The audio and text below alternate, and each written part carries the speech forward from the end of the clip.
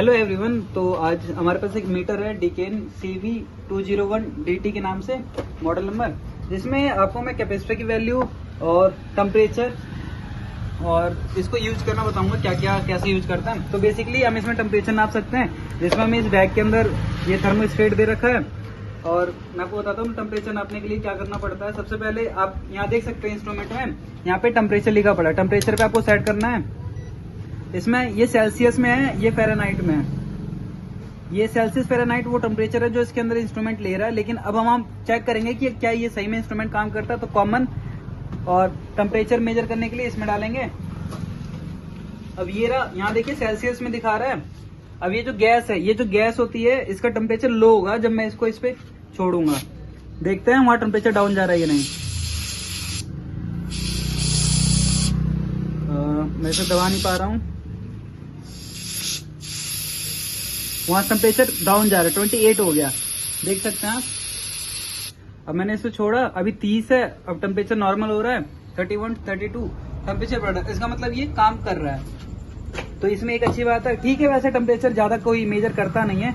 मैं इसको खोल देता हूँ। इसमें ये बड़ी बेकार चीज लगी कि जो वायर है ना, ये मतलब कब तक हम संभाल के रख सकते हैं। इसको थोड़ा या तो और मैकेनिकली स्ट्रॉन्ग बनाना चाहिए था, और इसको कैरी करना थोड़ा मुश्किल है। पर ठीक है, देखते हैं हम कब तक इसको संभाल के रख सकते हैं। अब आता हम कैपेसिटर चेक करने के लिए। कैपेसिटर चेक करने के लिए कॉमन में रहेगा, और दूसरा लगेगा इसमें जो यहाँ पे लिखा पड़ा है कैपेसिटर की जो यूनिट होती है, फराड यूनिट होती है। अब आप इसमें यहाँ पे मैंने सेट कर रखा है, देखिए C। मैं पहले इसको सेट कर लेता हूँ।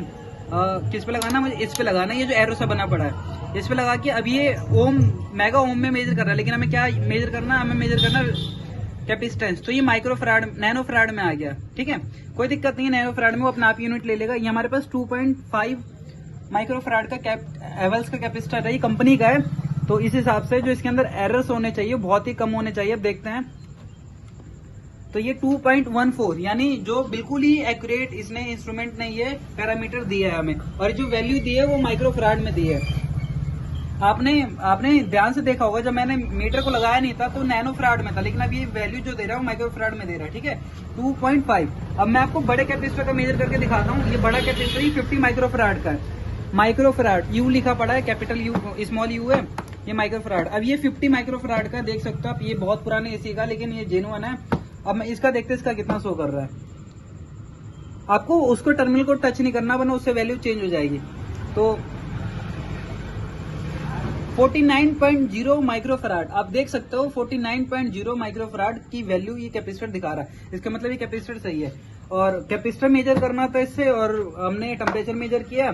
और नॉर्मली इसमें एक और अच्छी बात है कि आपको वोल्टेज अगर मेजर करना हो ना, तो AC DC आप एक ही पॉइंट पे मेजर करोगे, या ऑटो पे। यानी अगर आप AC सप्लाई दोगे तो अपने ऑटोमेटिक AC मेजर कर लेगा। लेकिन फिर भी आप चाहते हो नहीं भैया हम सिलेक्ट करें अपने हिसाब से, तो यहाँ पे ऑप्शन है, सिलेक्शन का बटन दबाओगे तो ये भी ओनली AC चेक करेगा। इसे दबाओगे तो DC चेक करेगा। ये ऑटो पे खुद चेंज हो जाएगा, लेकिन आप फिर भी अपने हिसाब से इसे चेंज कर सकते हो। मैं इसे चेंज करके दिखाता हूँ। मैंने इसे अभी AC पे सेट कर दिया। अब इन टर्मिनल को मैं पावर सप्लाई दे रहा हूँ 220 वोल्टेज का। ये तो वोल्टेज दिखा रहा है।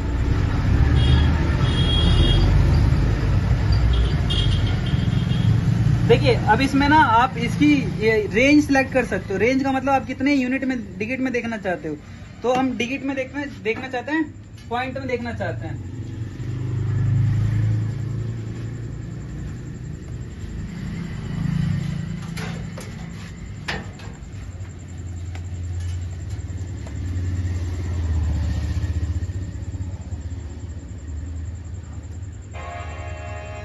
तो 209 वोल्ट। ठीक है, अगर अब मैं रेंज चेंज करूंगा तो रेंज चेंज करने से क्या है कि जो मेरी वोल्टेज है वो पॉइंट में शो करने लग जाएगी। एज पर रिक्वायरमेंट मान के चलो, मैं मैं पॉइंट में चाहता हूँ वैल्यू, तो मैं इस रेंज को चेंज करूंगा। रेंज को चेंज करने के बाद मुझे पॉइंट में वैल्यू मिलने लगेगी। अब मैं चेक करके दिखाता हूँ आपको। 209 आ रहा है, देखिए 0 लास्ट में। अब मैं आपको जैसे रेंज चेंज करूंगा ना, आपको वैल्यू अलग अलग दिखाई देगी। जैसे मान के चलिए मैं 2 डिजिट में चाहता हूँ, तो देखिए वैल्यू क्या आएगी।